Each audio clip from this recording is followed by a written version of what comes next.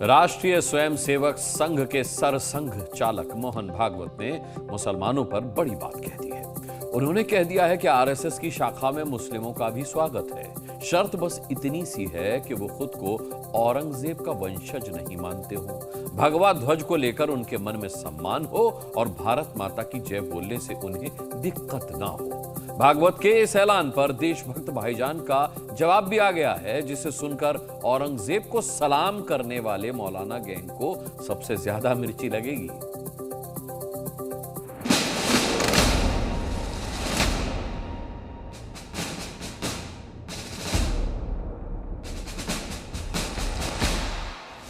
चालीस 40,000 साल पूर्व से भारत के सब लोगों का डीएनए आज के लोगों का समान है।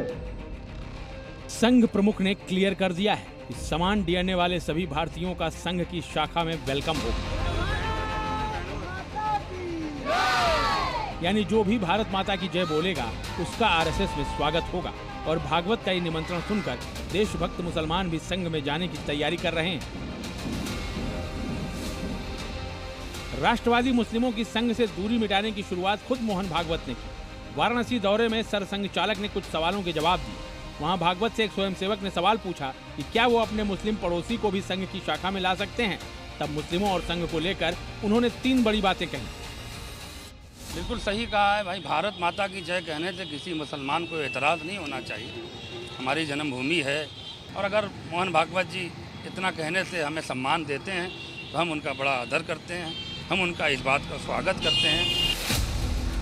पहली शर्त केवल इतनी है कि भारत माता की जय बोलना होगा। दूसरी, भगवा ध्वज के प्रति सम्मान जताना होगा और खुद को औरंगजेब का वंशज नहीं मानने वालों का ही आरएसएस और शाखा में स्वागत होगा। मोहन भागवत कई बार ये कह चुके हैं कि भारत के रहने वाले सभी लोगों का डीएनए एक है, यानी चाहे वो हिंदू हो या मुस्लिम, उन सभी के पूर्वज सनातनी हैं और भारत की इन संतानों में संघ कोई भेदभाव नहीं करता है। 40,000 साल पूर्व से भारत के सब लोगों का डीएनए आज के लोगों का समान है। ये आज का डीएनए मैपिंग कह रहा है। वैसी हवा में बात नहीं की मैंने, हुआ है। राखी गढ़ी में से भी वही सिद्ध होता है। तो हम समान पूर्वजों को वंशज है। उन पूर्वजों के कारण अपना देश फला फूला, अपनी संस्कृति आज तक चलती आई। मुसलमानों को लेकर मोहन भागवत के बयान का सीधा और स्पष्ट मतलब समझिए। भारत माता की जय बोलने वाले यानी राष्ट्रवादी मुसलमान संघ की शाखा में शामिल हो सकते हैं। भगवा ध्वज का सम्मान करने वालों का वेलकम यानी कि भारत की सनातनी संस्कृति का आदर करने वाला स्वागत है। मतलब कट्टरपंथी मुस्लिमों की संघ में एंट्री नहीं हो सकती। मुस्लिमों की बात करके संघ प्रमुख ने साफ कर दिया है कि आरएसएस में सभी पंथ, संप्रदाय और जाति के लोगों का स्वागत है। भागवत पहले भी बता चुके हैं कि आरएसएस में जात पात जैसा कोई बंटवारा नहीं है। हम संघ में पूछते नहीं। एक बार मैं सरकार्यवाह चुना गया, पहली बार। हमारे सह सरकार्यवाह सुरेश जी सोनी, उनकी नियुक्ति हो गई। तो मीडिया ने चलाया कि ये भागवत गुट की विजय हो गई, लेकिन ओबीसी को रिप्रेजेंटेशन देना है, इसलिए सोनी जी को रखा है। तो मैंने सोनी जी को पूछा कि सोनी जी आप ओबीसी में आते हैं क्या? तो उन्होंने थोड़ा सा स्मितहास्य कर दिया, स्माइल कर दिया और उत्तर नहीं दिया। तो अभी भी मैं सोनी जी कहाँ आते हैं मैं नहीं जानता हूं। ये संघ में वातावरण है। सबसे ज्यादा चिंता मौलाना गैंग को हो रही होगी, क्योंकि कुछ मुस्लिम नेताओं, धर्मगुरुओं और मौलानाओं ने अपने फायदे के लिए मुस्लिमों के बीच संघ के खिलाफ माहौल बना रखा है।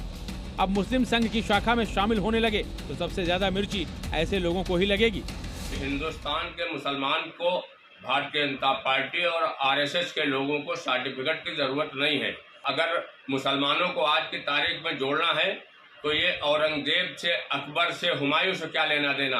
आज भारतीय जनता पार्टी और आरएसएस के लोग पूरी तरीके से इस देश में नफरत का माहौल बनाने की कोशिश कर रहे हैं। सवाल है कि क्या आने वाले दिनों में संघ की वेशभूषा में भाईजान भी दिखेंगे? अगर ऐसा हुआ तो मौलाना सबसे ज्यादा टेंशन में होंगे, क्योंकि अब तक आरएसएस में जाति वाला बंटवारा नहीं था।